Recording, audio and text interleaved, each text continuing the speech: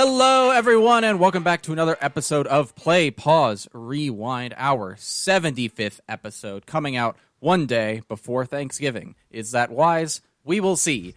Niles, how have you been doing the last couple weeks since our last recording session? I've been doing Turktacular, as Oh always. my god. Fuck you. Gotta throw the pun in just for the sake of time. But yeah, Is I've been doing... is that a pun? Not really. It's something. Fine. It's something. It's some kind of gag. But yeah, I've been doing okay. It's been a busy time of the year with work and everything. I feel like I've brought in when it rains it pours. I feel like we brought on a bunch of clients lately, and now just overwhelmed with work. But it's okay because we still get time to go to the movies and do other things too. So can't complain really. How about you, Dylan? How's it going with you? Oh, kind of in the same boat. Work is work, carrying on. Lots of good movies out right now, though. A lot of really good stuff. Excited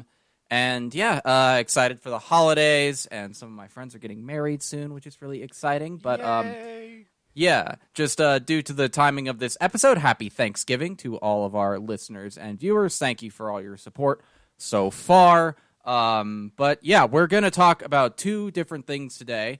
Loki and the Marvels. But before we dive into them, we wanted to talk about that Variety article from a couple weeks and sort of give our diagnosis on the current state of the MCU because, as you might know from the Marvels box office, the MCU is not doing too hot right now. The Marvels is really crashing and burning at the box office, so we're going to start off talking about some of the conditions that have led to where we are now, why that happened, and where they can sort of go from here. So let's get started on that, Niles. What do you got to say? Yeah. And the main article that we're talking about, it's a Variety article. I can't remember the exact day that it was pushed out, but the title of it is Crisis at Marvel. Jonathan Majors, backup plans, the Marvel reshoots, reviving original Avengers, and more issues revealed. So that's the article that we're referencing here, and it is a fascinating read. It's really kind of highlighting this current direction of the MCU in 2023, and some of the information in there is kind of out of date by now because it was more talking about like the lead up to the Marvels, and it was expecting it to be a box office failure, and lo and behold, that's projections kind of were very low for it, and those projections ended up being accurate, if too optimistic. I would say it dropped like 77% week over week, which is really bad. And I'll like just getting ahead of myself a little bit, but like I don't think this movie is failing because of itself. I think it is a lot of the stuff we're about to talk about that has led to this. But and a lot of what's in this article is stuff that we've been saying on this show for years. Yes. Like we're big fans of this franchise, and I think we've reviewed every MCU movie at least relatively positively, but a lot of them, the longer I've had to sit on them, the less I've enjoyed them. Thinking of Thor Love and Thunder, Ant-Man and the Wasp Quantumania, Secret Invasion immediately left a bad taste because it's real bad, but I'll jump back to you. We are kind of prophets over here. We are. We've been making these like kind of statements about these movies and like what we think needs to happen to like fix it. Go back and watch the tapes. You can see it. We're talking about it, but it's kind of like a lot of this. What this article is talking about, this Variety article, it talks about like these concerns that have been popping up within Marvel, that there's kind of this these quality control issues with the content. I think especially when they were launching Disney Plus and with the pandemic and everything, they needed to kind of shift a lot of gears and think about how they were going to produce things after Endgame, after 2019, which is kind of this peak of Marvel. And with kind of theaters shutting down and all this stuff, it's like, well, what do we do? And I know that's not the entire story there, but they just kind of put a lot of emphasis on these shows and these series and putting this stuff out and producing a lot of projects. Basically, the mandate was like there will never be a time when there is not a Marvel property on air. That was a big part of just, in general, the industry was doing this massive push to streaming, and to justify a subscription cost as a user, like, there needs to be new content on the platform, right? You're paying for that sweet, sweet content. So they have to always have something coming out, and their flagship brands are Marvel and Star Wars, so they were going to milk them as much as they could. And to death. Yeah, and some of this is like the chickens coming home to roost, speaking specifically about the exploitation of the VFX workers that got so bad that they started a universal call to unionize, which has rippled out through the rest of the industry, which is really wonderful to see. But it's just someone's quoted in the article talking about like the problems with the Marvel's bad VFX and how expensive they are is it's not a visual effects problem, it's a pre-production problem. It's a scripting problem because Marvel has and they've had a history of doing this, and they've apparently been a notoriously shitty client to work for a long time because the way it's supposed to work is you write a solid script and you storyboard it out, and you're supposed to kind of know what the shots are for the action scenes and then send those shots to the previs teams, and then they are making visual effects for those specific shots, you know? The way Marvel's doing it, it's like, oh, send us a bunch of... It's like a shitty client who's like, well, I don't really know what I want for my logo. Can you just send over, like, 15 variations and we'll work from there? It's like that. So that's a big problem, but also the quantity over quality. There is a point of diminishing returns, both financially and creatively, after which, like, what you're making can no longer be good. You can only put out so many good things at a time, otherwise the quality will drop. And also, I think they're just asking too much of general audiences. Like, multiple movies and seasons of TV a year is too much for your average person to keep up with, and that is why this is all falling apart. Because the appeal of it for so long was the interconnected narrative. But now to enjoy that, it has to be like your job, keeping up with the MCU.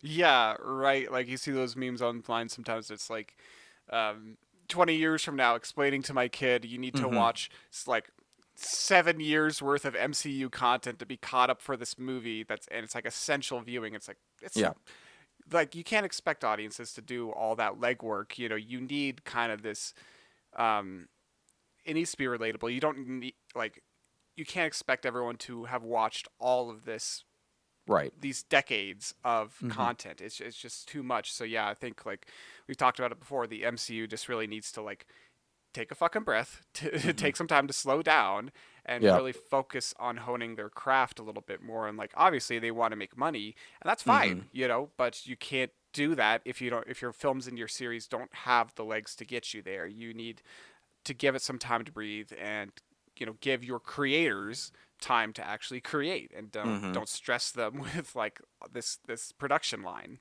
Right. And I think I've said this cadence before, just like keeping in mind that they're a business that wants to make money. I've said like every year their release cadence should be no more frequent than 2 movies in a season of TV. Like you have movie 1, you know, in the spring, early summer. You can have a season of TV that stretches through the summer into early fall, and then a mid-fall release. You can't do more than that. It's too much, both in terms of asking the audience and the quality and the like stress you're putting on your teams. And also, I think part of their problem now, and that's my most recent YouTube video is kind of about this too, is it feels rudderless at this point. You know, remember back in the day, earlier in the series, where like the post-credit scene would be teasing the next thing that you're going to watch. Like the end of Iron Man 2, Coulson goes to the desert and sees a big fucking hammer stuck in the sand. And that hammer is Thor's hammer, and Coulson is in Thor, which was the next film. And now it's like we have a post-credit scene with Harry Styles, Thanos' brother, going to the Eternals. We have, it's like, are we ever going to see that? We have, what else do we have? I'm blanking on them now, but like there are so many. Oh, the Hercules in Thor: Love and Thunder. Yes. Are you ever going to see him again? It's like they don't feel like setting up future things. They feel like, Shang-Chi meeting the Avengers. That's another one. We haven't seen Shang-Chi in years, or has he been mentioned in years? No. So it's like it's no longer like, oh, here's what you're getting next. It's them promising something that may or may not show up 6 years from now. Yeah, like they're trying to plan, and it's Mm-hmm. just getting really convoluted and messy Mm-hmm. with that. So I agree. It's like where are these connecting dots, and like how are we getting there? It's like here's a scene. Maybe it'll happen. Maybe it won't. We'll see. Yeah. Um, and then I think one of the other things too that we definitely do need to talk about. We'll talk about in the Loki too, like some of this more of this content that we'll talk about. But one of the other issues that the Variety article talked about was Mm-hmm. Jonathan Majors as Yeah. like the central pivot piece of the franchise moving forward. And Mm-hmm. it's love him or hate him, he's got this huge, huge problem now. Yeah. For those who don't know, he's been pretty credibly accused of domestic violence and assault. Yeah. In my opinion, I have seen enough to come to the conclusion he absolutely did it, and he should not still have a job at this studio. But Yeah, and I mean, the trial is impending, so we'll see what comes out of that. But it wasn't dismissed. Like it's going to be happening. Like that, it keeps getting rescheduled, which is creating this problem for Marvel of like, okay, we thought we could outlast the storm, and it's like, well, what do we do now? Like at this point, we keep pushing off these movies down the line and stuff, but like you gotta address it. You gotta do something with this because it's a huge PR issue and it's a huge reputation problem for the franchise. And right. at this point, it's like, well, what do you do? Do you recast? Do you change directions? And that's kind of what this article is speculating about. It's like, well, what do you do? Yeah, and again, like we should emphasize the most important thing at play with the Jonathan Majors situation is not the fate of the MCU. Yes, that is yes. infinitely secondary to like the needs of the victim and her getting justice. But absolutely, at this point, it's like Marvel not having taken action reflects very poorly on their character, on the character of Kevin Feige and his fellow producers. It's shameful that they have not acted and addressed this yet. They were just trying to ride out the storm, like you're saying, and hope it blows over. But we'll talk about that more in Loki specifically because it will get into spoilers for that show. But essentially, I think the one part of the article I take issue with is them calling out specifically Nia DaCosta for leaving during post-production to work on another project. Sure. And if they were trying to make a point about Marvel more generally or blockbuster films where directors leave more generally, okay, that's a fair point. That probably does impact the quality of these films. But she is not unique in leaving a Marvel project after production is wrapped up and post is happening. So singling her out, I did feel was a little shitty. But, that's the one issue I take. I think the article is mostly pretty spot on about the reason Marvel is in this situation. Yeah, I would agree. I think, there's a lot of points in that article that you and I definitely are aligned on with the franchise. And there was one just point watch too, our Ant-Man episode. We talk about pretty much all of that shit in that episode. Yeah, and I remember seeing something online too that was like that we called out in that episode specifically how we wanted the movie to end. Apparently, it was originally written in a way where Kang won, and then they rewrote it or they redid it, the ending, and where the Ant-Man people won. And I think you and I both agree, or maybe it was just me, but I can't remember. It was both of us, Yeah, it was both of us, where we said Kang should have won at the end. And that would have been a far more impactful ending than what we got. Called that from a million miles away. But anyways, I agree with a lot of these points. And one of the things in this Variety article too, one of the last things I'll mention is that there's a line where it says it's too late to write it's too early to write an obituary for the MCU, and I agree with that because you still do have these projects on the horizon like Echo, which I'm excited for. I think that's going to be great. Captain America, like the next one, Brave New World. I think that has potential, and there's some other projects coming up that I think there's still a way that they could redeem themselves and bring that quality back to the franchise. Yeah, I agree. And I do think part of their problem right now is the directionless, seemingly spiraling. Yes. It's like I kind of look at the end of Loki season 1, you see the timeline like shattering into all those infinitely multiplying different timelines. That's kind of what the MCU release schedule looks like to me. It's like we're getting spin-offs of spin-offs. And instead of focusing on a new core cast of characters and building them up the way they did with the original Avengers roster. And, like, we'll talk about it more later on, but I'm like, you've teased things that I'm excited to see, but I look at the release schedule for the next couple of years, and those things aren't on there. They are pushed back in favor of something like Agatha, House of Harkness, or Coven of Chaos, or whatever it's called now. And I'm like, I liked Catherine Hahn in WandaVision. Do I need this show? Do I need an Avengers Secret Wars? No. It's like it's just frustrating. But this is going to be kind of a weird episode because we're kind of negative right now, but we're, I think, talking about two things that both of us like. So let's quit being little Debbie Downers for a little bit and start talking about Loki season 2, which continues on from where the first season left off, and once again stars Tom Hiddleston, Sophia DiMartino, Owen Wilson, Wunmi Mosaku, and Jonathan Majors, with the addition of Ke Huy Quan. After the events of last season, the sacred timeline has been shattered. Oh no!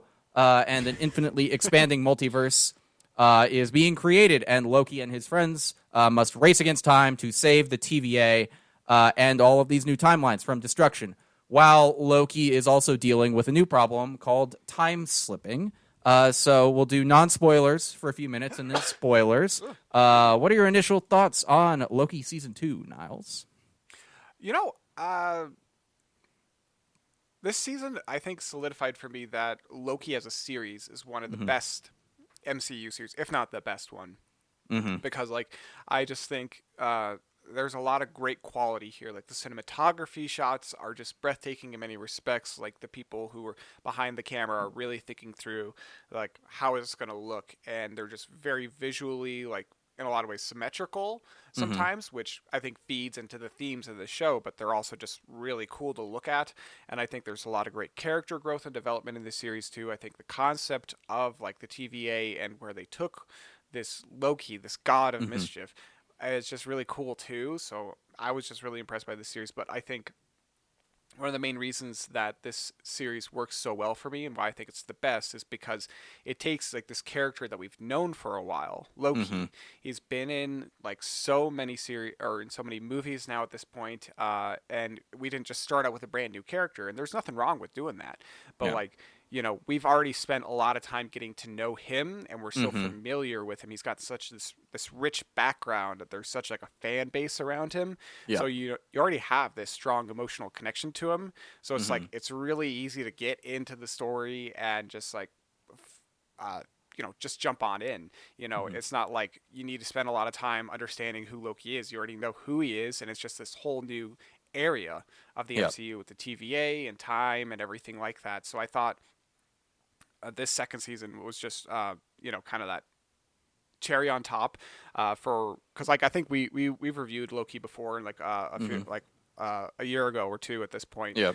So, when we released that episode on the first season, I think you and I were both very positive on it too. And I think that's definitely carried through here. And I think, I really enjoyed the direction they took this season and how they played with time. Like, the time slipping bits were just hilarious without getting too much into spoilers there. And, I'm very positive on it, even if it was kind of overshadowed a little bit by Jonathan Majors and that whole situation with him. But, I'm positive on it. What about you, Dylan? What are your initial thoughts? Yeah, and just right off the bat with Jonathan Majors, like, I understand why he's still in this. This was all shot by the time those allegations came to light, and, like, I understand that something could be done about it, like, respect to Zack Snyder for Army of the Dead or whatever, where he just completely digitally removed one of his actors after allegations came out and replaced him with a different person. But I do think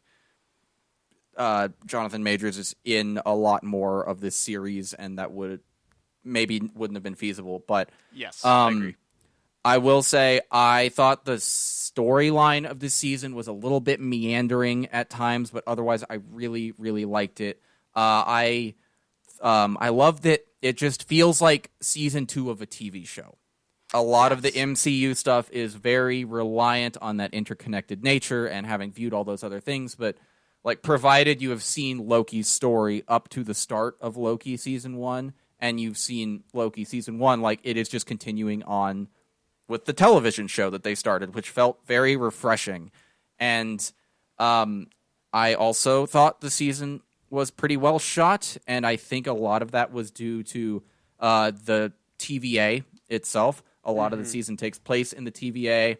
The look of the sets there is wonderful and has a really great sense of place, and I think being in that physical location, unless it's not a physical location, then I'll seem like a fool, but it allows you to better frame and be more deliberate about your shots because everything that's in frame is, like, presumably there. So yeah, right. But I love the whole aesthetic of the TVA. I think Loki himself gets a lot of great character stuff this season. Some of the other characters I don't think get quite as much play, but the season overall still really works, and I'm very positive on it.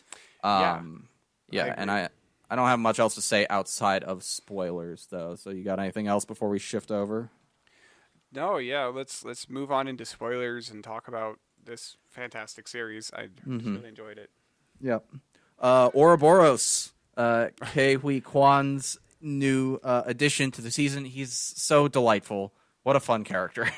Yeah, he's such a treat. I really love OB in this character. Like, he's one of those characters too that I wish was in the first season. Like, I think that he's definitely more integral this season, and I don't think it was necessary for him to be in the first season, but it would have just given us a little bit more time to get to know him, because he's such a delight as a character. He's just so fun, and he's just got, like, this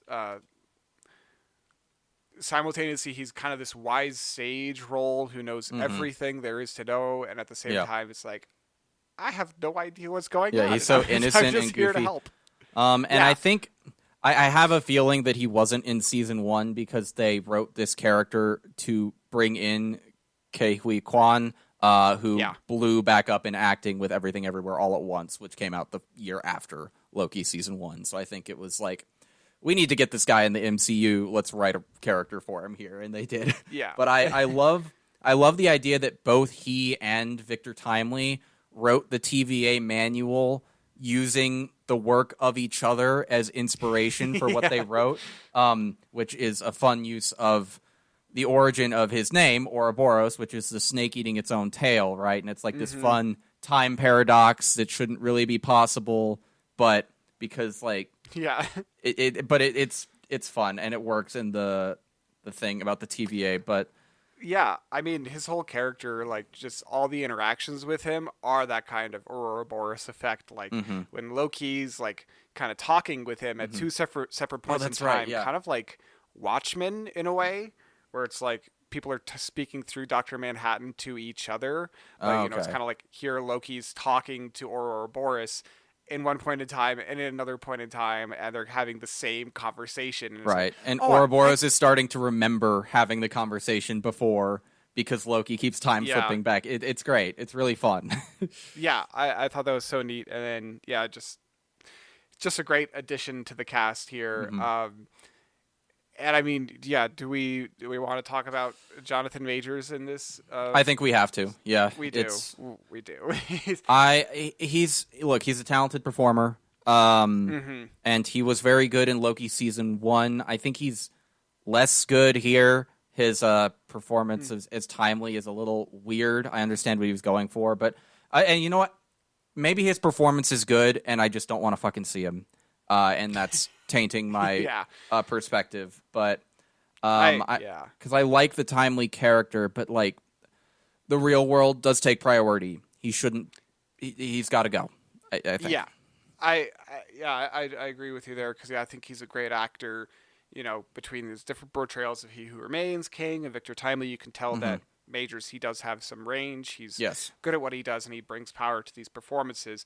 And I liked Timely as a character. I thought he was a good addition to the season, and he added kind of something new to the formula. And I honestly didn't mind seeing him back on screen, but I agree. Real world does take priority here, and I don't want to give him a lot of praise because, like the trial and everything that's going on with him right now, it's like I can't like this guy now. It leaves a bad taste in my mouth, even though, like, I Yes. agree, I liked Timely as a character, even if the performance didn't totally work for me, but it's, like, it's disappointing that people can do what he is alleged to have done and still, be part of this incredibly massive franchise and have a massive on-screen presence. So, Yes. like, Yeah. what do you, going forward, I would say he's got to go. So what do you think, what direction do you think they should take? Recasting or changing creative directions entirely, as is kind of alluded to in that Variety article? Yeah, I honestly don't have a good answer for this Mm-hmm. because, you know, um, it seems like one of those terrible PR issues to grapple with, like one of Yeah. the worst ones, and one that I would not want to touch with a 10-foot pole. I'm like, that's something that's I want someone else to figure out, honestly, because I Uh-huh. think, you know, recasting it does create kind of this problem too. Um, but at the same time, it's like you can't keep him. He's kind of tainted goods at this point, and like if he is convicted, his reputation, it already is like dividing people and Yeah. causing a lot of problems. And like if he is convicted, I think it's going to tank, like it's going to devalue a lot of these projects that he's worked on. So it's like if you Mm-hmm. keep him involved, it's just going to continue the problem and it's going to make things worse. So I think, yeah, it's in my opinion, I think I'm okay with either at this Yeah. point of recasting or changing directions, but it is like such a difficult one. What do you think? Well, it's just weird because, like, they've recast Rhodey for a whole lot less than this. They were just having, Yep. like mysterious disagreements with Terrence Howard, or they didn't like working together, or it's a payment issue or something, and he was fucking out after a movie. So I'm like, what? Where's the fucking backbone? If you'll out some guy for money or just thinking he's a dick or whatever it actually was, it's like you won't get rid of someone who probably commits domestic violence. Like, and I understand innocent until proven guilty. My friend said is innocent until proven guilty in the court of law. This is not the court of law. You don't have to wait for someone to be convicted to decide you don't want to work with them anymore. Yeah. And the fact that Marvel seems incapable of making that decision is kind of fucking annoying.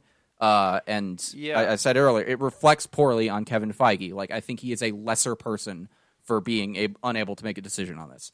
So the best thing to do would have been fire him ages ago and recast. The second best Yes. thing to do would be fire him now and recast. Or, because of the way Loki season 2 ended, I don't know who that guy they quote in the Variety article is. It's like they're totally fucked with Kang after the end of Loki season 2. Like, what are you talking about? They beat him. He's done. They basically say, like, we've solved this problem. They can never mention him again if they want to. Just do that, like, just scrap the Kang dynasty, which it seems like they're kind of doing anyway, and do something else. Yeah. Like, I agree. You got like an option here, and like, yeah, I guess you do have like a bit of a thing out there with all these infinite versions of Kang, but like at the same time, yeah, you could. There's a way that you could write around that and yeah. write it out of the story. You don't need to keep going with this same direction and recast. You can change it to the Doctor Doom thing or whatever you want it to be, Yeah, or exactly. Galactus, or I don't know. I Yeah. don't know. But Mobius even says, like, we're tracking a couple variants, but, like, we've got it under control. It's not a big deal. Like, we can manage this. So it's like you can just say the TVA's got it under control. We don't need to see any of this again. But I think moving on from that, my biggest gripe with the actual show is just how little play Sylvie gets this time around, and also Yeah. how the romantic relationship between her and Loki is essentially dropped. I'm not sure if it's because they were embarrassed about the relationship from the first season, but that romance was a very important part of the story and a really core like element of season 1, and its absence here is very noticeable, I would say. I agree. She does kind of get shortchanged in this season. She doesn't get as much time on screen, and there's not as much focus on her. And it does feel kind of like the first season. There was a bit of like a shift between things. Like the first season, it feels like there's a lot more exploration on variants and like these different timelines and stuff. And then the second season is much more focused on like this technical aspect of timeline and multiverse. It's like what the TVA's role is now, I guess. Yeah. It's not so much exploring creativity here. It's more so exploring Loki as a character and the TVA and its kind of purpose and everything. But yeah, I agree. I think I would have liked them to have addressed it or continued this romantic relationship between Sylvie and Loki. I know it's comes off a little incestuous or something like that, because they're technically the same person, but not, to me, the relationship in the first season, it kind of walked this fine tightrope between, bizarre and creepy and sweet and endearing, and I thought it was dynamic. So I would have liked that to kind of continue here in this season. Yeah, and I felt like, as weird as it is in a lot of elements, and it just felt very Loki, and like in his specific brand of narcissism, because he falls in love with someone, but that someone is essentially himself, and there's like a dark humor to that, but also their relationship was genuine and loving, and they did care about each other even though they were at odds. One great scene in this season with them is when Sylvie basically like forces him to be honest with himself about why he's trying to save the TVA and everything. And he's just like, I just want my friends. Like he finally found a place where he feels like he belongs and is valued and has a real purpose. And he's just watching it get destroyed over and over and over again. And he's doing like literally everything he can to save it because he loves his friends. And that's like, I don't know. It's very touching. I agree. And the other main issue I have was just the plot this season, or the lack thereof in a lot of ways. It is very meandering for the first 2/3 of the show, I would say, but and it doesn't feel like it's really driving anywhere, but I wasn't bothered by it as much as I would be, because like the characters are all really on point. I love their dynamic, and I think they're having interesting conversations about the stuff they're dealing with. So even though like Renslayer doing whatever she was trying to do didn't really amount to much of anything, and they just kind of like chased people around for a couple episodes, I'm like, okay, whatever. Like, it looks nice, and these are interesting characters kind of chilling around. So yeah, totally. And I mean, it was taking us to some interesting scenes too. Like I really enjoyed that third episode where they went to like the World Fair of Chicago and like the 1800s. I don't even remember the exact year, but it was like I think it was like 1860s. Yeah. But it was like, this is such a cool environment to be in, and to have like these people running around trying to like get each other. Like I'm all for that. But yeah, I agree that it was a little meandering. Like those first 2 episodes were kind of like, where's this going? This needs some more oomph, but I think it got there over time. Yeah. And I understand like all of it was in service of saving the loom from shattering. I get that, but it did feel like that was the only plot point, and they stretched that plot point across 6 episodes to mixed success. But I enjoyed watching Loki and Mobius eat pie in that like pie room. I loved that set so much. It's like that's the thing. And like I was fine just watching them hang out and do all this stuff, so it didn't really break the show for me. Yeah, right. I enjoyed that too. And I really like how this series in general explores the use of time and how it can be manipulated. They did that a lot. They did that a lot in the first season, with these time doors and being able to kind of go anywhere in the timeline and do these things. And I thought that was so neat.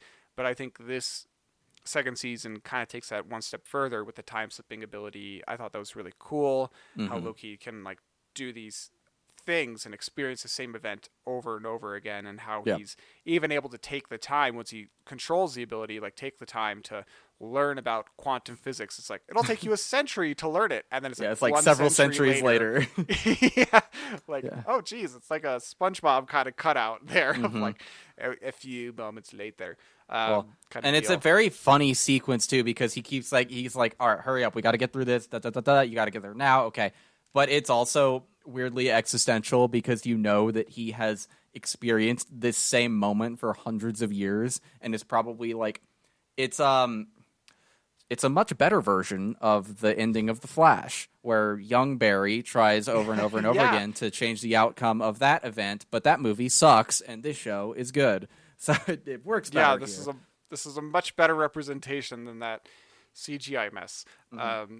And the time slipping and the use of time in this series, it kind of creates this chicken and egg situation, this paradoxical kind of nature Mm-hmm. or it adds this paradox to Loki now because once he kind of controls his time skipping ability, it's like, well, then how far can he go back? Can he go back and theoretically stop Thanos from killing him? Does that create like this paradox? Like where does this end in a certain way? Yeah. But I like that they're able to write in this reason into the script of like why he's has no reason to go back and change things Mm-hmm. very far because I think his character growth in the series he evolves so much Mm-hmm. and he just kind of realizes that he needs to solve this issue once and for all with the timelines because he's focused on his friends, he's focused on his Right. family, and he knows that he shouldn't interfere. He Mm-hmm. he has this contextual knowledge and this appreciation for others and this love that he's kind of willing to make this sacrifice. So Right. I they did a they the writers did a really good job of figuring out how to kind of close that paradox when it Mm-hmm. comes to the time Yeah. exploration. They do a really good job of avoiding the temptation of like taking the focus off of Loki's cast. Like Yes. the his motivation is saving his friends in the TVA because they're who he cares about now, and that's his mission, which is why he's not trying to manipulate all this other stuff. And this season is just a great ending for his character's journey, both within the show and his journey in the MCU at large. Because if you remember, he begins in the first Thor movie like he wants to be king and sit the throne, and he's willing to rob other people of their free will to achieve that. I think in the Avengers, he literally says the line, "Freedom is life's great lie." And he's Yeah. like Yeah. using his staff to mind control and dominate people to serve his will. And now he ends his journey sitting a throne and providing life to all the branches of the multiverse in order to preserve the freedom and free will of others. So it's like it's a great full circle, ending for his character, and it's the classic twist on your want versus need. Like he gets what he wants, but not in the way he understood it, and he grows and takes on this really huge responsibility, and as you say, his Yes. glorious purpose. That is Mm-hmm. and I love the line when he's talking to Mobius. He's like, "You say you're burdened with glorious purpose. That usually ends up being more burden than glory." I think it was the line, which I thought was really, really Yeah. great. That is beautiful, and I agree. Yeah, we've known Loki for so many years, like I was saying earlier, like for like a decade. Mm-hmm. He's been in so many films, and he's been like a main antagonist in the Avengers film, and like we've gotten to know him really Mm-hmm. well through Ragnarok and everything like that. Everything's kind of grown for him, and yeah, he's gone from this hurt and petulant little boy, kind of searching for some kind of recognition and authority, to now he's kind of this highly self-aware god who's Mm-hmm. maintaining the proper flow of time Yeah. from a throne within the tree of life, Yeah. the Yggdrasil from Norse Yggdrasil. mythology. Yeah, Yggdrasil. It's difficult for me to pronounce, but it's and that is kind of this thing from Norse mythology. This Mm-hmm. visual thing at the end. He's literally in this tree, holding it together. It's associated with life and death. It's encompassing all 9 realms, and it's this kind of this integral thing Mm-hmm. to life as we know it. So yeah, I agree. He's found his glorious purpose, and it's a very fitting end. And yes, I do hope that this is the end for him. He made Mm-hmm. this big sacrifice to be alone for all of time to kind of protect his friends and maintain the freedom that Yeah. everyone gets to experience in life. And yeah, it was a good ending. Yeah, it's the perfect sign off for him. I love his costume at the end too. It's really Yes. sick, and I love how he like as he's fulfilling his glorious purpose. Finally, he becomes like he dons the sort of comic accurate, I guess, look that he has been leading up to, and he makes this sacrifice to so that everyone else can continue on. It's a really great ending, and especially seeing Yggdrasil at the end really just ties his whole journey together in a really nice little bow. I'm sure they want to bring him back eventually for like money reasons or some other shit, but creatively speaking, his story is done, and this should be it. So, Is your camera all right, by the way? It's kind of flickering. Yeah, I know it's kind of flickering a little bit. Okay. As long as it's on, it's fine. Oh, God. It is. Oh, no. But yeah, those are our thoughts on Loki. So we'll transition over to the Marvels in just a second. Well, Niles' camera, Keeps spazzes fucking the fuck out. Oh, Let me- no.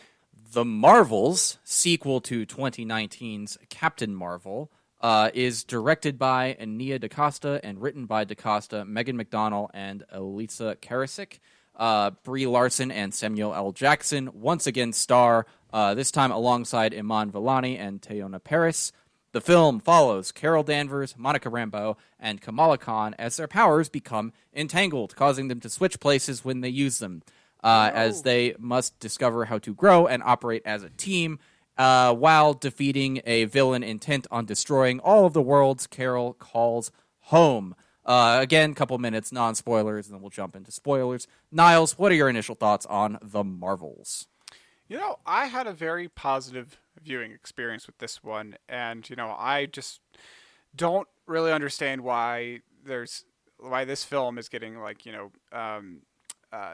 hate from so many toxic fans of the MCU. I know and I acknowledge that The Marvels, this movie, is not as groundbreaking or well thought out, or just like it pales in comparison to things like Guardians of the Galaxy 3 or Loki or Endgame for that matter.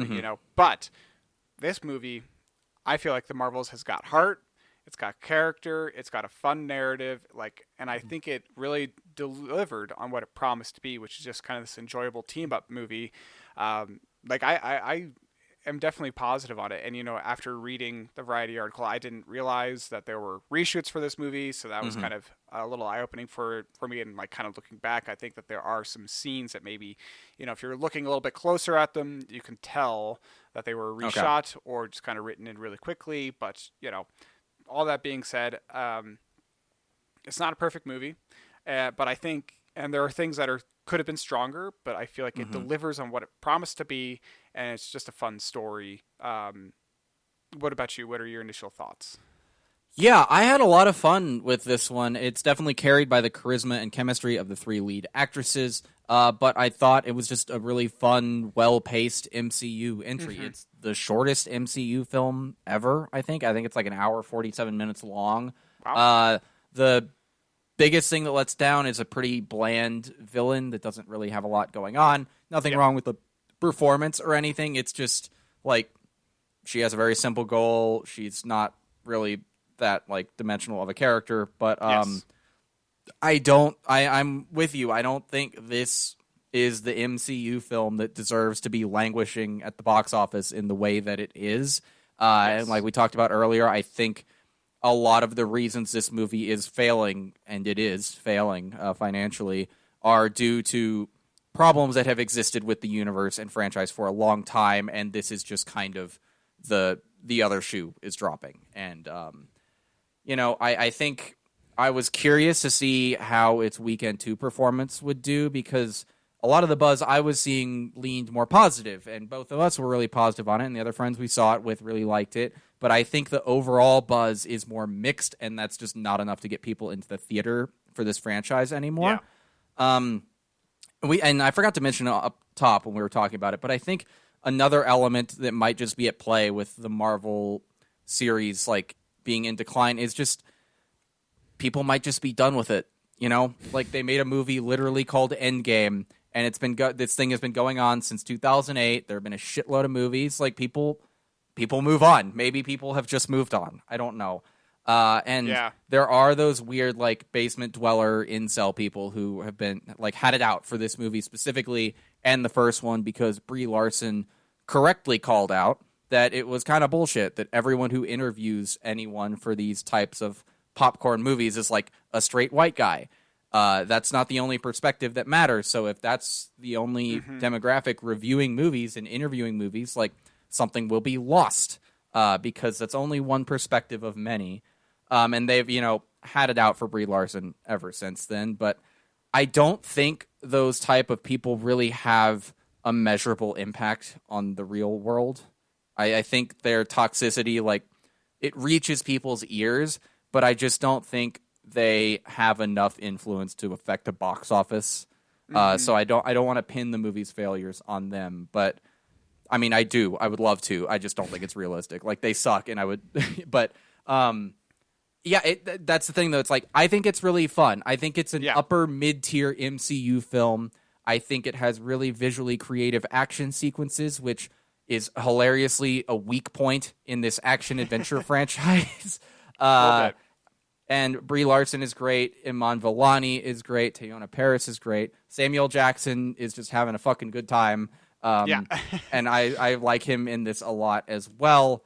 And I enjoyed seeing Kamala's family again also, even though the actor who plays her dad is apparently like a real bad guy in real life, which was discovered after this filmed. But I don't remember the details on that, but I think he did something like really bad. I didn't hear about that. That is news to me. But I would also say, I forget, did you watch the Miss Marvel? I did. I really liked Miss Marvel, and I thought I did too. Yeah, I love her family. I think that they add such a great energy to this film and great comedy too. We'll talk about that in a bit too. But I think in the grand scheme, Loki ended on the same day that this movie came out, and I've seen personally a lot of reactions online, like in my feeds, that are just like people disappointed with the quality of this movie by comparison to Loki. They're like, oh man, Loki's just amazing, and then you watch the Marvels and you're like, oh, the studio execs have learned nothing, like it's just we're back to the same old routine. It's like, I need to play devil's advocate for a second for this kind of point, because when you compare them side by side, I think Loki is the superior product here. But, the Loki series spans 10 to 12 hours in total. You have so much time, and you have this historical information, all this relevant stuff for Loki that gives you this emotional connection to this character. You've had so much time to develop him, Mobius, all these other characters, and all that stuff. Marvel's is 2 hours, and it's not a even, lot more, it's a lot more compressed. So, and it's going in a much different direction tonally and objectively than what Loki is. Loki's dealing with this big concept about time and timelines and the multiverse and all these different strands.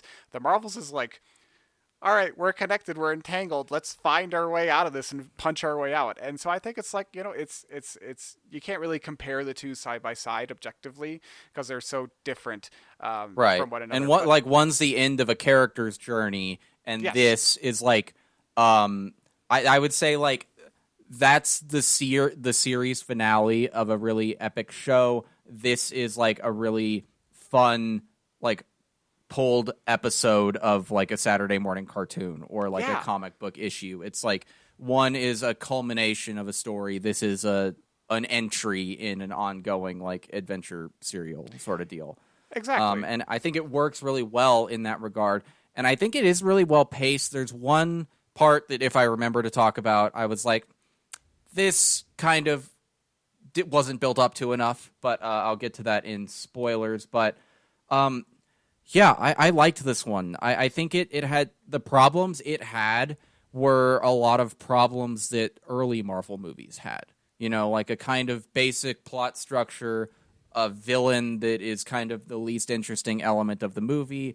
I don't know if you remember or the audience remembers, but like that used to be the main critique of a lot of early Marvel movies. Like, this is really fun. The villain is really one note. And that was kind of the case here. Yeah. So I would say it's like, is it the best MCU movie? No. Is it even close to the worst? No. It's one of the strongest films they've put out in a while, I would say. I'd agree. Yeah. And, I like we said earlier, when we initially reviewed, I think some of those other ones like Thor 4 and Ant-Man, we were mostly positive on it. But yeah, as time has gone on, we realized, they're not as great. But I don't think that's going to happen with the Marvels for us. I think my opinion on the Marvels is going to stay pretty consistent here. Yeah, and like I have A-list now, AMC A-list, and I didn't have anything to do last Saturday night, so I just was like, fuck it, I'll go watch this movie again, and it held up to a second viewing for me. And we're recording this, I think, like 9 or 10 days after we saw the movie, so we have a little bit more distance than we had with those. Yeah, because like I agree. My thoughts on a lot of the Marvel movies, like, I had fun with this, but I haven't felt compelled to rewatch any of them, really, except for Guardians 3, which I want to at some point. But this, I wanted to go back. I wanted to see it again because I had a good enough time. So I think that that tells me a lot about my feelings about this movie. But let's just jump into spoilerinos, if that's cool with you. Absolutely. The Marvels is a team. I think the dynamic between all three of them works really well, both in terms of their powers are kind of whatever. They're very vague. But the chemistry of the team and the actors is what really sells it, I think. Yeah, I'd agree. I think, these, like, Kamala Khan as a character, I think she's just always great on screen, and I think she adds a lot to that dynamic, where Carol is a little bit more serious, and, she's kind of, I feel she carries this guilt with her, too, of, like, the stuff that she's done, and Monica, she has a nice dynamic, too, but I think, the film, between the three of them, maybe could have spent maybe just a little bit more time developing some of these characters or fleshing out their relationships a little bit more. Yeah. And, maybe that means just adding a little bit more time to the movie. And I would have been fine if this added like another 10 minutes to the film or something like that. But, I think you kind of need that a little bit more, especially since like Kamala and Monica, they were introduced in the Disney Plus series, WandaVision and Miss Marvel. And like, if you didn't see those, you're going to be kind of lost. I'm curious how the movie plays to people who haven't seen either of those shows, because it's tough to judge because we've both seen both of them. Yeah, exactly. And I don't think that a lot of people will go into this movie without having seen those series. But Monica was, just kind of a side character in WandaVision. She didn't have much agency until kind of more at the end of the movie or the series and the show. Yeah, it's. I think, if you don't have that context, you might be kind of like lost of who they are, why you should care about them, and like, what is their role. But, I think maybe even just giving a little bit more time for them to flesh out, Carol and Monica, their dynamic, or even giving Captain Marvel the opportunity to be more of a mentor to Miss Marvel. Yeah. She was, but I think giving more to that could have benefited this movie a little bit more. But I loved the dynamic. Yeah, I agree. And just because I've seen people push back on part of the argument you just made online, it's the movie explains who they are. So like we understand who these people are and whatever, but what people seem to be failing to understand is why should we care about them is something that's explored in those shows that this movie doesn't really have as much time to execute on. So it's like, why, like, what the emotional investment is what would be missing if you haven't watched those shows. And that's what's really important, not just logically who are these people. That's easy to do. The movie does it fine. And for me, the emotions hit because I know the characters and it was kind of a payoff to see them all together. But I really did love the little moments of Carol mentoring Kamala. And I like when Kamala gets left on the ship because she can't fly, and then Carol comes back. She's like, "Don't talk to them," and picks her up. Like I thought that was really funny. I thought another funny moment was when they like switch and Carol lands on the backyard ground, and then Nick Fury's like, "Oh, cool, it's Carol." Like just little things like that were just surprisingly funny to me. But there were a lot of really good comedy bits in this film. At least for me, I did not expect this film to be as funny as it was, but obviously, when you put Cats on screen, I'm always going to love it, And they play the song from Cats, the musical, when they're hurting them all at the end. I didn't even notice that. Yeah. One other thing that I just before I forget, because I didn't put a note. It was nice in this film getting to know Carol as a character, because if you remember in the first one, she has like severe amnesia for most of the film, so we only get little glimpses of who she really is versus who the Kree have like molded her to be. So it was nice to get more of her personality in this. And there was a tragic element of like that she's still trying to regain memories after 30 plus years of going in space. It's like, oh shit, that's really sad. Like, yeah, that's so true. Because that did bring a lot of kind of that weight to her character. So I agree.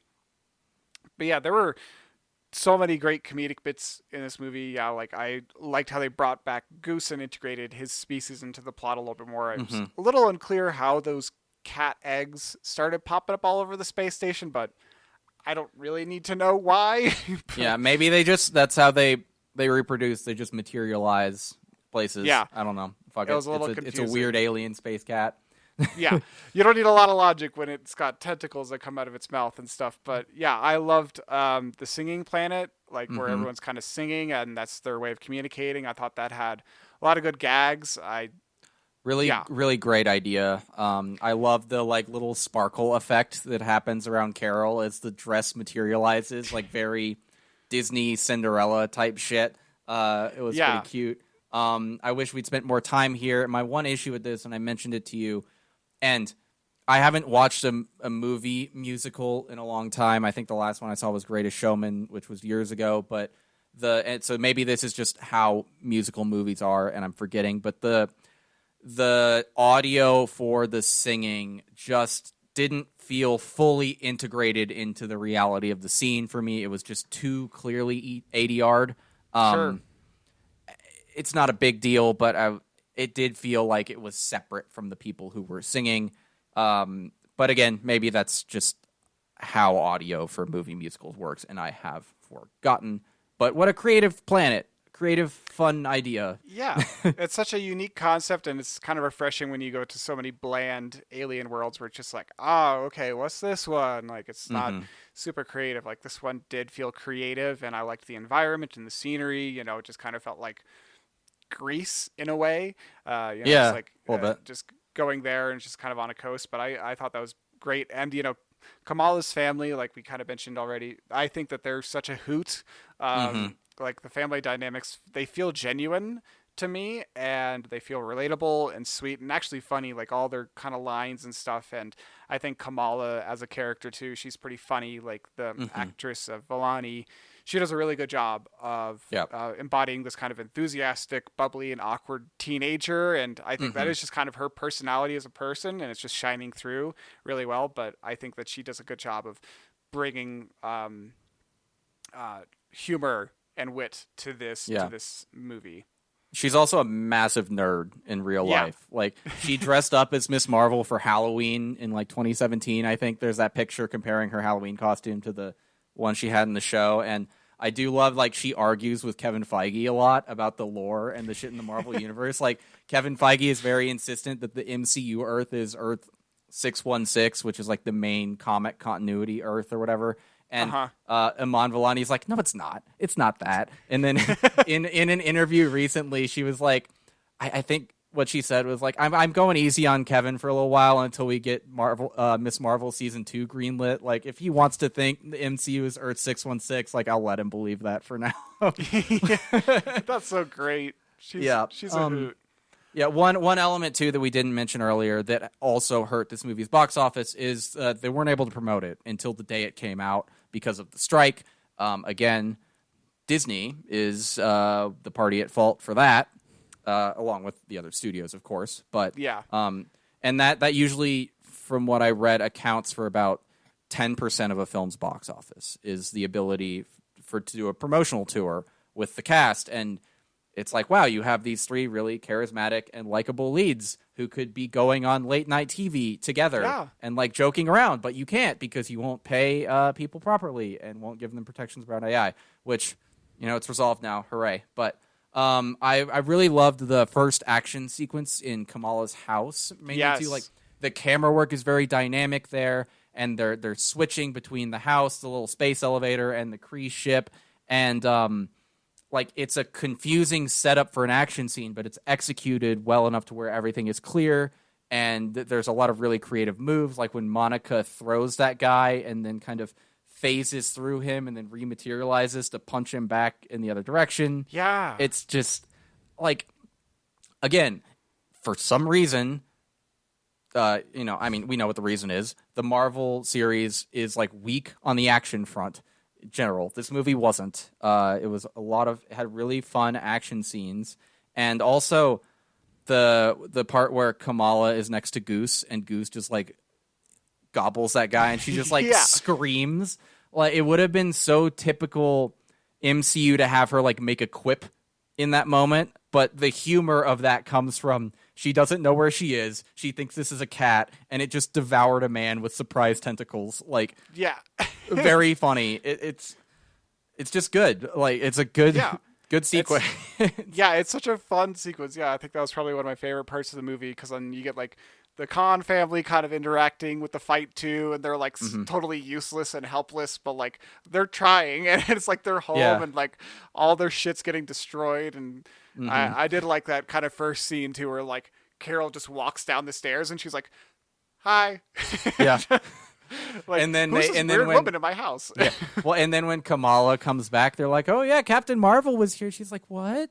She's like, "Oh yeah, she was here. She walked walking all over our stairs." It was so funny. And she's like, "I missed her. What?" Like, yeah, and she's like fangirling out. I loved her fangirl behavior towards Carol the entire time. I thought it was really endearing, and I like how it's like Carol doesn't do like what Tony Stark does with the kid in Iron Man 3. That's not her character. Like, she immediately takes Kamala under her wing and is appreciative and understands like how to manage that relationship in a healthy way.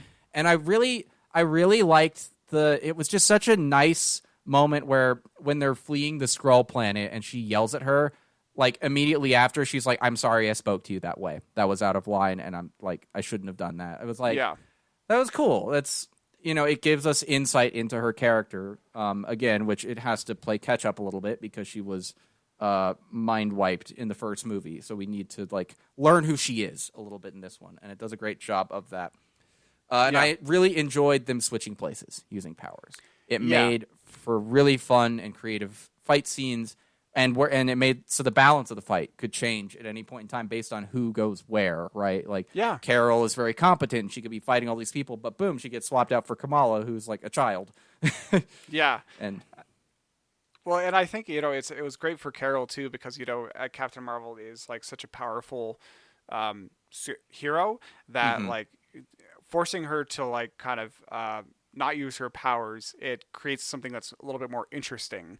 It's not just like her being able to just blow through everything and just explode everything and like just overpower all of her enemies. It's like, you got to be a little bit more creative now.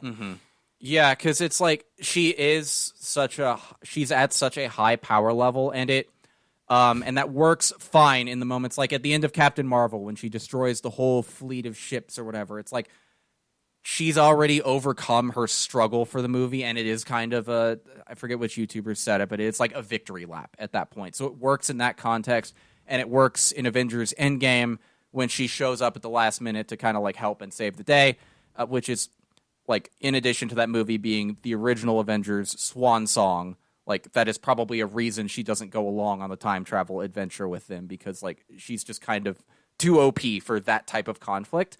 But nerfing her by sometimes when you use your powers, you're going to swap with a child or your other friend. And that's very inconvenient for you. Makes it so that she can fight normal dudes and there's still tension. Yeah, totally. Yeah. Like it's great that way. I really enjoyed them being able to switch places all the time. Yeah. The one element that I'm a little bit mixed on is it's like they switch places when they use their powers, but not always, and on one level it worked because they still get to use their powers and it's a little bit unpredictable, but I never felt like I got a grasp of what triggers the switching and what versus what doesn't, and so it hurts the tension in some moments of the fight because like I don't know what is meant to happen, but on the other hand, like, I like the unpredictability of it, but on the other hand, I'm like, how did they? Because they practice and they seem to have a better understanding of how it works, but how and why? Like, it's okay, and it could just be that they figured out the nuances of when the swapping happens in the practice sequence, which was a really fun scene, and that's how they're able to kind of master it at the end. Because at the end, they seem to have a handle on it, right? Yeah, they do. Yeah, I think it's like if they used it at the same time, but it was confusing too. It wasn't very clear. But that's whatever, because I don't need to know all the specifics of things. One small thing too that I just remembered. I love how like the clothes Carol wears when she's just hanging out in the ship. Like, I love how 90s they are. Like, Yeah. she's kind of wearing, like, 90s basketball shorts and a tank top because, like, the last time she was on Earth was the 1990s. Yeah. She's like so used to that style. Mm-hmm. I Yeah. love that too. Niles, I have a question for you. Yeah. Why are some of the Kree blue and others just look like normal humans? Budget. It's I have it's no not idea. it's not a big issue, but I'm confused. Yeah. Maybe it's because they were an empire and they were just like other conquered peoples that have been folded in. That's over the centuries. that's an acceptable answer. And I mean, speaking of empires and Kree and stuff, I think Nick Fury. We got to talk about him too because he is present in this movie, and I like his character here. I think coming off of Secret Invasion, you and I were pretty aligned on that as a low quality Marvel project. It's probably It fucking sucks. It's a bad show. It was one of the worst ones for sure. I think that's going to be pretty colloquially revered for a long time. Yeah, by fans. I think it is. I think it is the worst thing they've ever made. Actually, Yeah, it's not very good. And, stance. his character coming off of Secret Invasion, it kind of almost feels like Secret Invasion didn't really happen to him. Like he feels kind of like the Nick Fury we used to know. Like it doesn't feel like he's changed a lot, and it feels a little jarring there. But at the same time, I'm like, I just kind of want to forget about that series to a certain extent. It's and we talked about reshoots for happening for this movie, and the timeline on this happening would be really short. But I wouldn't be shocked if like they saw how much Secret Invasion was pretty universally hated and cut out a lot of stuff that tied into that. But also, Fury's characterization in this just doesn't align with that show. I agree at all. Well, yeah, and I mean, speaking of the reshoots too, like, because if you watch Secret Invasion, you know that at the end, Nick Fury goes up to the space station with his Skrull partner, wife character, and she's not mentioned in this movie. She doesn't show up in this movie at all, and so it's never really addressed. So it's kind of weird. Like they're evacuating the ship, and he's never like, "Where's so and so? Where's my wife? Where's that woman creature thing that I love? I don't remember her name, but it's like, where is she?" And it's like, you don't need to have her in the film, but you could have at least had one line of like, make sure she gets off the ship. Like I'm telling one of my orderlies to take care of that. I was kind of weird. Yeah, I really think they are just hoping you forget about Secret Invasion, and they plan to as well. But one symptom of what I'm guessing is a symptom of Secret Invasion that did make it into the film, and in my opinion hurt it, was the lack of Talos.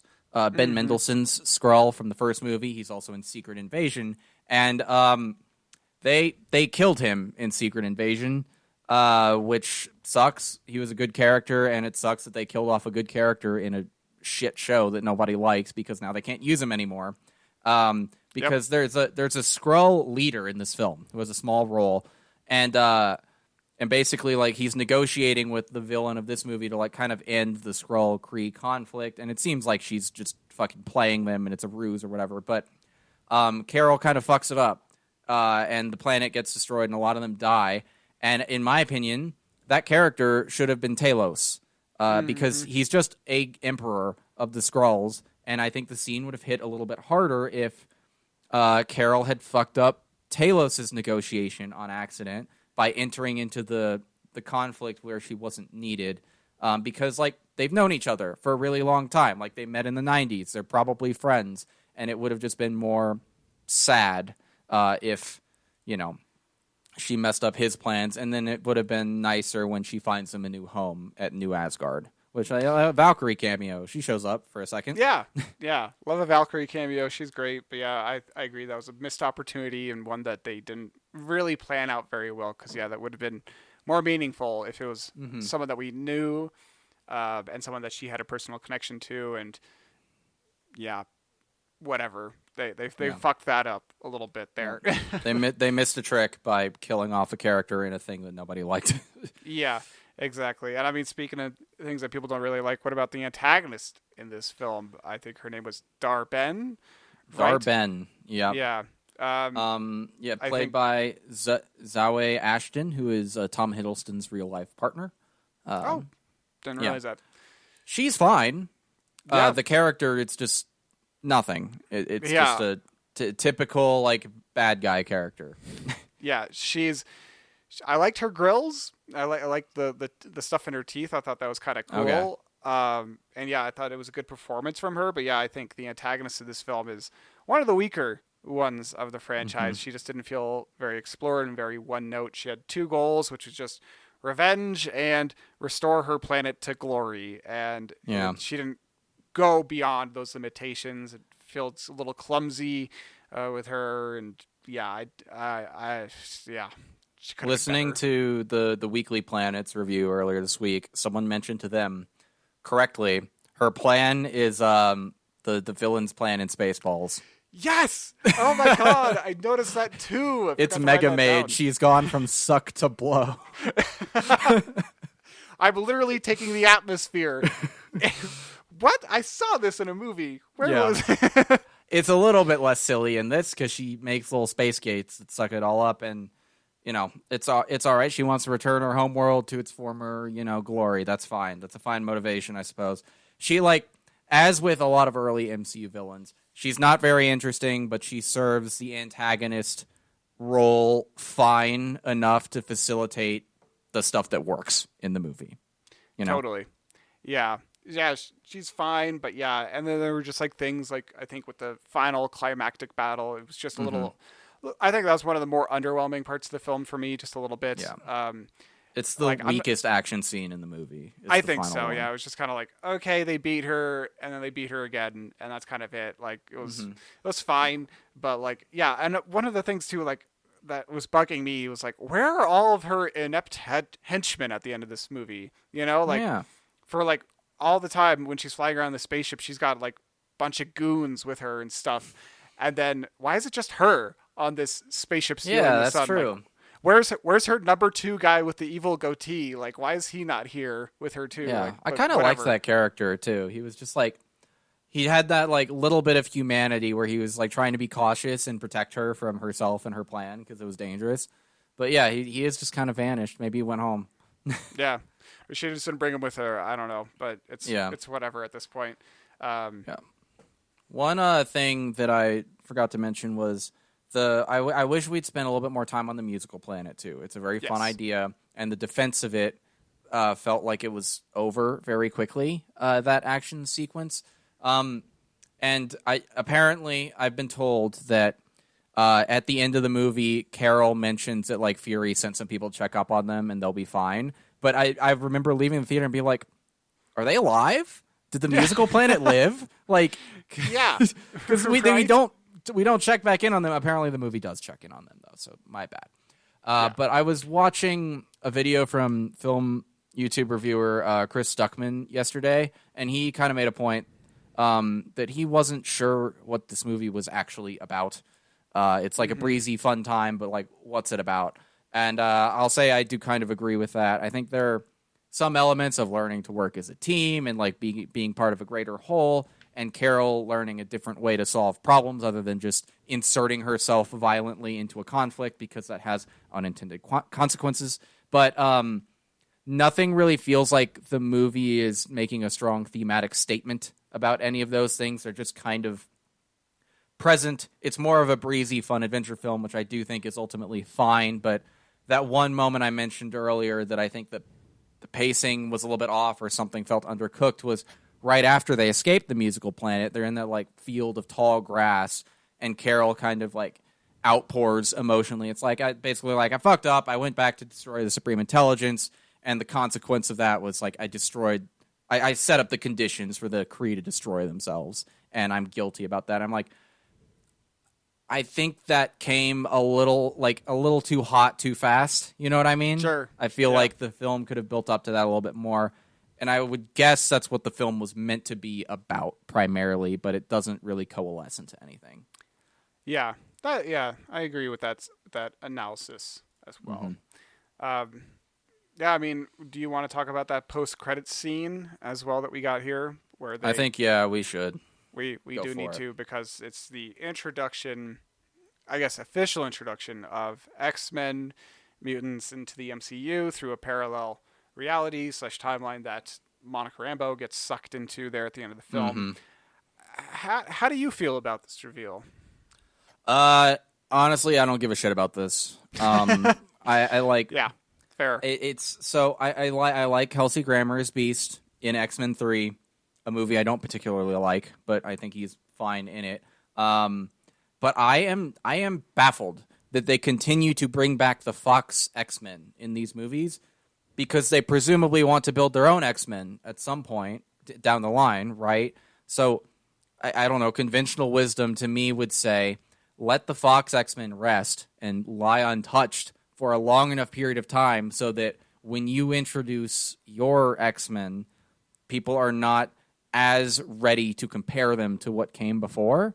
And yet, we got Patrick Stewart in Multiverse of Madness as a version of Professor X. We have Deadpool 3 bringing back Hugh Jackman as Wolverine again, and probably a bunch of other X-Men. And now we have Kelsey Grammer Beast, and presumably Fox X-Men will be in Secret Wars, which, as a premise, in my opinion, sounds like total dog shit that will be entirely fan service over story, and I think they should cancel that movie. But I don't know. I don't get why they're doing this. You know, it feels stupid to introduce these characters to me. What do you think? Yeah, it feels a little sloppy. You know, and I agree. About some of those points because I think logistically this introduction, this post-credit scene, it makes sense. Yeah. And if this is how they want to bring those characters into the fold somehow, like I'm okay with it.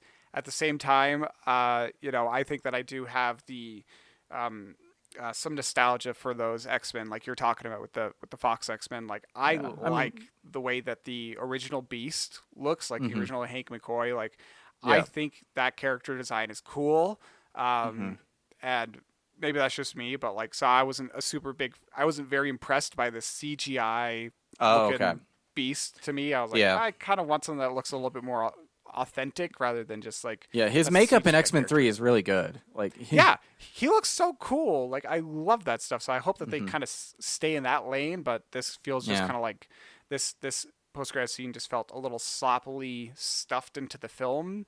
But I did like the X-Men costume that Rambo was wearing. That was cool. Yeah, I guess she's a Captain Marvel in this universe. I didn't recognize that costume as anything, but whatever. But what I thought was, what I just wish they would do is they keep looking backwards.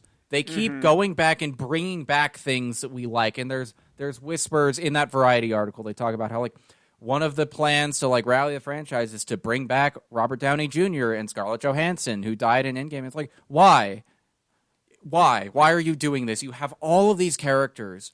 Just tell stories about them. Stop making this infinitely like broader and broader saga and tell a fucking story. Like let's look at phase 1, right? We had origin movies for a couple characters, and then a couple of them got a second one. I think Iron Man got a second one, and then we teamed them up. Why aren't they doing that now? We've introduced plenty of new characters, team them up. And then they go back to their own series and they develop more and then they team up again. It's so fucking simple. And instead of just doing that, like, because here's the tease I found interesting in this movie. It's not post credits; it's part of the movie itself. But Kamala goes and recruits Kate Bishop to make Young Avengers. That I want to see. This is your new generation of heroes, and they're trying to team up. But it draws attention to one of the MCU's big current problems because this sounds like a lot of fun. And but when are we going to see it? Or when are we going to see these characters again ever? Like, I look at their slate of new releases for the next couple of years. Young Avengers isn't fucking on there. When are these characters going to show up again? Why are we getting fucking, I don't know, all this other shit? Like, why are we doing Secret Wars that is rumored to star Tobey Maguire Spider-Man and Hugh Jackman Wolverine instead of, like, what are you doing? So I don't know, because I really like that ending with Kate Bishop, and it's like you have Haley Steinfeld and Florence Pugh and Iman Vellani basically just like sitting on the bench waiting for Coach to put him in. Like you have all this charisma right there, just sitting there, and you're like, well, what if to save ourselves we resurrect Tony Stark? One of the like very powerful emotional moments we managed to pull off. Let's just undo it because that's what comics do, right? Comics resurrect everybody. So let's just do what the comics do. It's like, well, maybe that's a flaw of comic book storytelling that you shouldn't. It's like a bug that you shouldn't bring over to this one. You don't have to do that.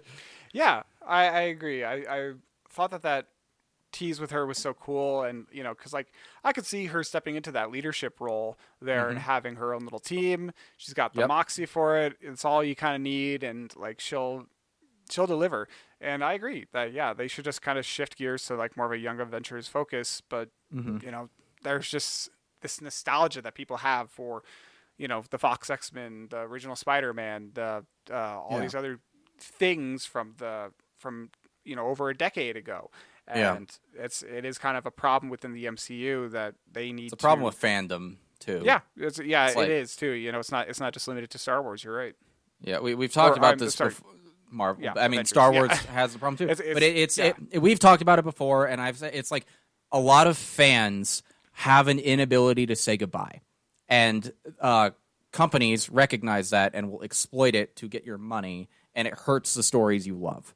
Like Logan, great movie. Logan dies. It's the end of his fucking story. Move on. Yeah. Let's not bring him back. Yeah.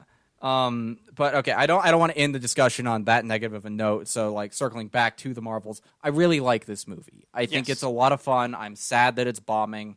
And I know there are a lot of people in the film online space who are celebrating sort of what seems to be a demise of the MCU. I'm not. I want it to be less of a dominant force in the industry, but I don't think this movie deserves to fail. I think it's pretty good, and I like the people in it, and I want to continue seeing them play these characters going forward. So, any final thoughts on the Marvels from you? I think you encapsulated it. I'm happy with this movie. I'm very positive on it, and I wish that more people would be seeing it than there are right now. But it is what it is. But I think it's definitely kind of one of the better films that they've made within the last few years. Yeah, for sure. All right, well, let's jump over to our last segment, other stuff we've been watching or reading or playing or whatever. Niles, what have you been up to? Yeah, so Great British Bake Off is back. I'm not sure if I mentioned that before in some of our previous episodes, but where it's back for like the 14th season or something like that, or it's up there. Oh my gosh, loving it. It's a lot of fun, and it's just kind of one of those cozy shows. They got a new host in as well, and it's taken me a little bit while to warm up to her, but she's getting there. I'm liking her. It's just one of those good shows that you can watch. And we started watching this other kind of reality competition show called Blown Away. And we watched the first season. It's basically about glass blowers. And cool. It's actually really fascinating. I think just that part and they're bite-sized episodes. It's like 20 minutes, so it's really easy to watch. But it's really just them in like these professional glass blowers just creating these really complicated and difficult creations of glass art, and just the process of making glass is just fascinating to me. So we've been really, really enjoying that show. We also last night we watched David Holmes, The Boy Who Lived, which is the documentary about the stunt double for Harry Potter. For that's Daniel right. Radcliffe. Yeah, because he got really injured, right? Yeah, and like when they were filming the 7th movie, he got this this terrible injury that just basically like paralyzed him. And it's just a very emotional story about his life, where he came from, and like what he's doing now, and like the friendships that he made along the way, and his struggle. And it's just it's a very powerful movie, and I would encourage everybody to watch it, especially if you're a fan of Harry Potter, because like this is a part of that story, like it's very integral to kind of he was an integral piece of making those movies. Without him, it would have been like they would have had a different stunt double, but he was integral to like Daniel Radcliffe's up and coming, like his story. So like I would encourage people to check out that documentary. It was very fascinating. Cool. And then yesterday, you and I went and saw The Holdovers in theaters with Paul Giamatti, and I loved that film. I thought it was loved great. it as well. Yeah, it felt like a good old-fashioned 70s movie. Yeah, it was very cozy in a sad way, I would say. Yes. Like melancholy and cozy. Great fall, winter movie. I'm going to interrupt for PSA for theater goers. Make sure you're in the right theater and at the right time, because with 10 minutes left of this movie, a couple of people walk up to us, shining their little flashlight on our seats and us, and are like, "We have these seats." And I'm looking at them like, do you not see that a movie is playing right now? We have these seats. You're in the wrong place. Fuck off. We've been here the entire 2 hours, and you guys are showing up in the last 10 minutes asking for our seats. Like, you should read your tickets a little bit closer, dude. Yeah, read your tickets and like look at the screen. What's on the screen? Like, very clearly not a trailer. Very clearly the end of a movie. Some people, man. I know. It was funny. very, very rude, and I was very upset. But the movie is amazing. Yeah. I would say most should see it. Probably. Yeah. It felt reminiscent of like Dead Poet Society. Yeah, you got a lot of Dead Poet Society vibes in you. Yeah. What about you, Dylan? What have you been up to? Yeah, so the holdovers, like you mentioned, and I'm continuing to read through The Witcher: The Last Wish. On the last story of that one, I think, and I started the new Godzilla show, Monarch: Legacy of Monsters, on Apple Plus on Friday. Pretty good start so far. The monster universe, we reviewed Godzilla vs. Kong very early in our show's run. And this is in the same universe as those movies, and it follows that like government organization over the decades. And it's kind of fun. Like Kurt and Wyatt Russell are both in it, playing the same character at different eras of time, which is kind of a fun little thing. Also, continuing to watch Invincible, and I'm liking it a lot. It's a little bit less focused than season 1, though.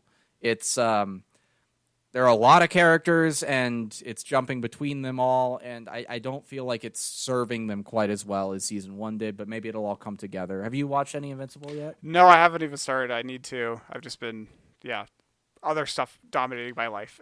Yeah.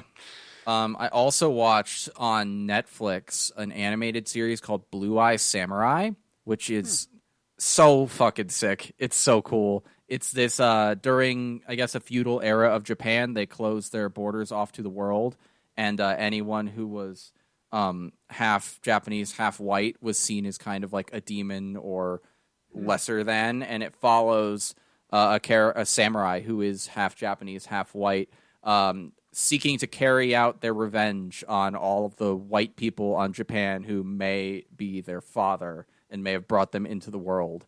And it is so cool. It's so violent, and just like a really epic revenge story. I'd recommend it. Wow, I need to check that out. Yeah. Also downloaded and started playing this game War Tales, which is kind of a sort of party-based RPG where you control a band of mercenaries trying to get by in this like post-war world. It's cool. I've only played for like an hour, but I've enjoyed it. It's an interesting premise for a game. And then the last couple days, I have been rewatching the first and second Hunger Games movies. Both hold up quite a lot, and they are so grim and upsetting. Yeah, it's a depressing reality that Katniss lives in. Yes. But I think that is all from us this week. I think next episode is Napoleon, and then the following one will be Ballad of Songbirds and Snakes, I think is the new Hunger Games prequel. And then that'll take us through the rest of the year, actually. So, we'll see you guys in 2 weeks for a review of Ridley Scott's Napoleon. But until then, Niles, where can people find you online? On Instagram at NilesGotNoStyles. What about you, Dylan? Where can people follow you online? On Instagram at DylanD1026, on Twitter at D-Day Movies, on YouTube at D-Day Movies, on Twitch at D-Day_movies. You can find both of us on your podcast platform of choice and YouTube at Play Pause Rewind, as well as our second channel, Play Pause Rewind Videos. If you like the show, please leave us a good review, like and subscribe, share with your friends, do all that fun stuff, and have a happy Thanksgiving. We'll see you guys next time. Goodbye. Yeah. Bye.